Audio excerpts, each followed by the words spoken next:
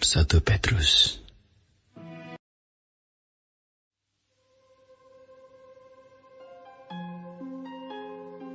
Karena itu, buanglah segala kejahatan, segala tipu muslihat, dan segala macam kemunafikan, kedengkian, dan fitnah. Dan jadilah sama seperti bayi yang baru lahir, yang selalu ingin akan air susu yang murni dan yang rohani, supaya olehnya kamu bertumbuh dan beroleh keselamatan, jika kamu benar-benar telah mengecap kebaikan Tuhan. Dan datanglah kepadanya batu yang hidup itu, yang memang dibuang oleh manusia, tetapi yang dipilih dan dihormat di hadirat Allah. Dan biarlah kamu juga dipergunakan sebagai batu hidup untuk pembangunan suatu rumah rohani, bagi suatu imamat kudus, untuk mempersembahkan persembahan rohani, yang karena Yesus Kristus berkenan kepada Allah. Sebab ada tertulis dalam kitab suci, sesungguhnya aku meletakkan di Sion sebuah batu yang terpilih, sebuah batu penjuru yang mahal, dan siapa yang percaya kepadanya tidak akan dipermalukan. Karena itu bagi kamu yang percaya, ia mahal. Tetapi bagi mereka yang tidak percaya, batu yang telah dibuang oleh tukang-tukang bangunan telah menjadi batu penjuru, juga telah menjadi batu sentuhan dan suatu batu sandungan. Mereka tersandung padanya karena mereka tidak taat kepada firman Allah, dan untuk itu mereka juga telah disediakan.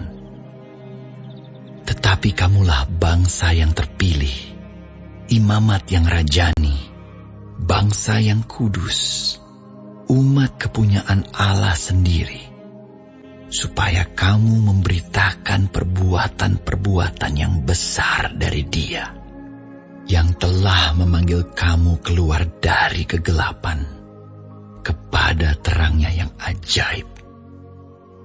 Kamu yang dahulu bukan umat Allah, tetapi yang sekarang telah menjadi umat-Nya, yang dahulu tidak dikasihani, tetapi yang sekarang telah beroleh belas kasihan.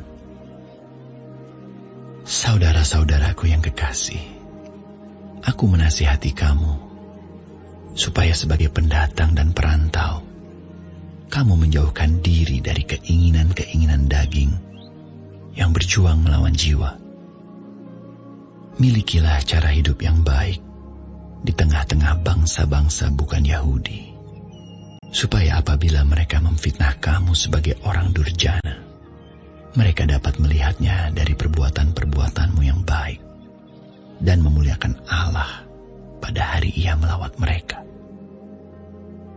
Tunduklah karena Allah kepada semua lembaga manusia, baik kepada raja sebagai pemegang kekuasaan yang tertinggi, maupun kepada wali-wali yang diutusnya, untuk menghukum orang-orang yang berbuat jahat dan menghormati orang-orang yang berbuat baik. Sebab inilah kehendak Allah, yaitu supaya dengan berbuat baik, kamu membungkamkan kepicikan orang-orang yang bodoh.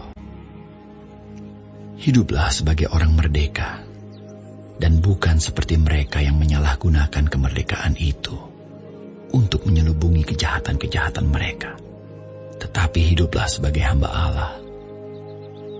Hormatilah semua orang, kasihilah saudara-saudaramu, takutlah akan Allah, hormatilah raja.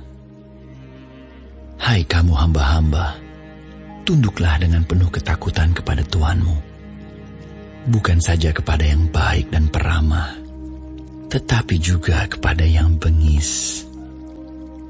Sebab adalah kasih karunia jika seorang karena sadar akan kehendak Allah menanggung penderitaan yang tidak harus ia tanggung. Sebab dapatkah disebut pujian jika kamu menderita pukulan karena kamu berbuat dosa. Tetapi jika kamu berbuat baik, dan karena itu kamu harus menderita, maka itu adalah kasih karunia pada Allah. Sebab untuk itulah kamu dipanggil, karena Kristus pun telah menderita untuk kamu dan telah meninggalkan teladan bagimu, supaya kamu mengikuti jejaknya. Ia tidak berbuat dosa, dan tipu tidak ada dalam mulutnya. Ketika ia dicaci maki, ia tidak membalas dengan mencaci maki. Ketika ia menderita, ia tidak mengancam, tetapi ia menyerahkannya kepada Dia yang menghakimi dengan adil. Ia sendiri telah memikul dosa kita di dalam tubuhnya di kayu salib, supaya kita yang telah mati terhadap dosa hidup untuk kebenaran. Oleh bilur-bilurnya kamu telah sembuh. Sebab dahulu kamu sesat seperti domba, tetapi sekarang kamu telah kembali kepada Gembala dan Pemelihara jiwamu.